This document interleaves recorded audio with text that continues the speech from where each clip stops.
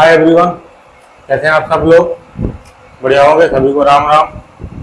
ठीक, आज का जो हमारा टॉपिक है वो तो अपन सेल के कुछ फैक्ट लेकर के आए हैं, जो कि एमपी टेट वर्ग 3 की परीक्षा होनी है आपकी, उसमें आपको काफी मददगार साबित होंगे। कुछ इंपॉर्टेंट फैक्ट हैं, देखिए किस तरह से है। सेल के हैं कोशिका के बारे में। तो कोशिका की खोज किसने की थी? कोशिका की खोज आपकी रॉबर्ट हुक ने की थी। कब की थी? 1665 में। ये आपका लिखा है 1665। ठीक, कब की थी? 1665 में। वहीं पर बात करते हैं कोशिका क्या है, तो जीवन की संरचनात्मक और कार्यात्मक इकाई है। क्या? कोशिका। ठीक, वहीं पर बात करते हैं कोशिका का अध्ययन क्या कहलाता है। कोशिका का अध्ययन ध्यान रखिएगा, कोशिका का अध्ययन साइटोलॉजी कहलाता है। कंफ्यूज बिल्कुल नहीं होना। ऊतक का अध्ययन आपका हिस्टोलॉजी कहलाता है और कोशिका का अध्ययन आपका साइटोलॉजी कहलाता है।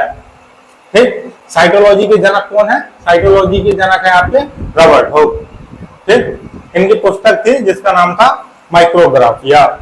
माइक्रोग्राफिया में इन्होंने क्या किया है, सेल जो आपकी सेल है, सेल का इन्होंने सर्वाधिक वर्णन किया है। या फिर ये कहें कि माइक्रोग्राफिया बुक में सेल के बारे में सब कुछ इन्होंने लिखा है। सब कुछ तो नहीं कह सकते, लेकिन सर्वाधिक लिखा है। ठीक, सेल शब्द आपका किसने दिया? सेल शब्द आपका दिया था रॉबर्ट हुक ने। ठीक, वहीं पर बात करते हैं ऊतक का अध्ययन, ये लिखा है हिस्टोलॉजी। क्या आपको कंफ्यूज नहीं होना कि साइटोलॉजी और हिस्टोलॉजी। ठीक, कोशिका का अध्ययन साइटोलॉजी, ऐसा मानिए, ऐसा आपको मानना है कि सेल यानी कि कोशिका और अध्ययन इसका साइटोलॉजी। ठीक, इस तरह से। ठीक, ऊतक का अध्ययन आपका क्या कहलाता है? हिस्टोलॉजी। सेल से कोशिका सी और साइटोलॉजी। ठीक, इस चीज में कंफ्यूज नहीं होना, छोटी छोटी गलतियां एग्जाम में क्वेश्चन गलत करवा देती हैं। ठीक, वहीं पर बात करते हैं जीवित कोशिका की खोज किसने की थी, तो एंटोनी वॉन ल्यूवेनहॉक ने। ठीक, या आपको क्वेश्चन में लिखा मिलेगा तो ल्यूवेनहॉक सिर्फ लिखा मिले। ठीक, तो एंटोनी वॉन ल्यूवेनहॉक ने पूरा नाम है इनका ये। बात करें बैक्टीरिया, और किसमें की थी इन्होंने? बैक्टीरिया में। और कब की थी? 1674 में। ठीक, 1674 में बैक्टीरिया में की थी और जीवित कोशिका की खोज। ठीक, इस बात से बिल्कुल नहीं कंफ्यूज होना कि रॉबर्ट हुक ने की थी या एंटोनी वॉन ने। तो रॉबर्ट हुक ने जो खोज की थी वो सर्वप्रथम की थी, और जिस कोशिका की खोज की थी उस कोशिका, वो कैसी कोशिका थी? वो आपकी मृत कोशिका थी। ठीक, वहीं पर इन्होंने जीवित कोशिका में खोज की थी। जीवित कोशिका में मतलब बैक्टीरिया में। ठीक, कोशिका की खोज की थी। एंटोनी वॉन ल्यूवेनहॉक ने और कौन सी खोजें की थी? तो देखो, प्रोटोजोआ, आरबीसी, स्पर्म और जीवाणु, 4 ये खोजें और की थी। ठीक, और इन सबको मिलाकर के क्या कहते हैं हम? Animal cubes. ठीक, और कुछ इंपॉर्टेंट फैक्ट है, देखिए। जंतुओं में सबसे लंबी कोशिका तंत्रिका कोशिका, सबसे बड़ी कोशिका ऑस्ट्रिच का अंडा। ठीक, सबसे बड़ी कोशिका ऑस्ट्रिच का अंडा। और सबसे छोटी कोशिका कौन सी है?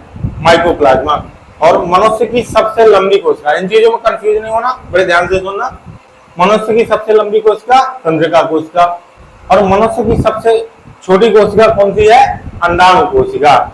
ठीक है, अंडाणु कोशिका, ओ सॉरी, मनुष्य की सबसे बड़ी कोशिका, मनुष्य की सबसे बड़ी कोशिका कौन सी है? अंडाणु कोशिका। मैं भी न जाने क्या क्या बोल जाता हूँ जल्दबाजी में। ठीक, यहाँ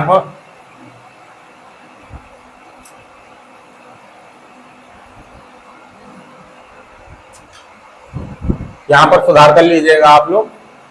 यहाँ पर अंडाणु कोशिका नहीं आएगा, यहाँ पर आपका स्पर्म सेल आएगा। क्या? Sperm cell. ठीक, तो सबसे छोटी कोशिका कौन सी है? स्पर्म सेल या सेरिबेलम की ग्रेन्यूल सेल। ठीक है, पादप में सबसे बड़ी कोशिका कौन सी है? एसिटाबुलेरिया। कौन सी? एसिटाबुलेरिया।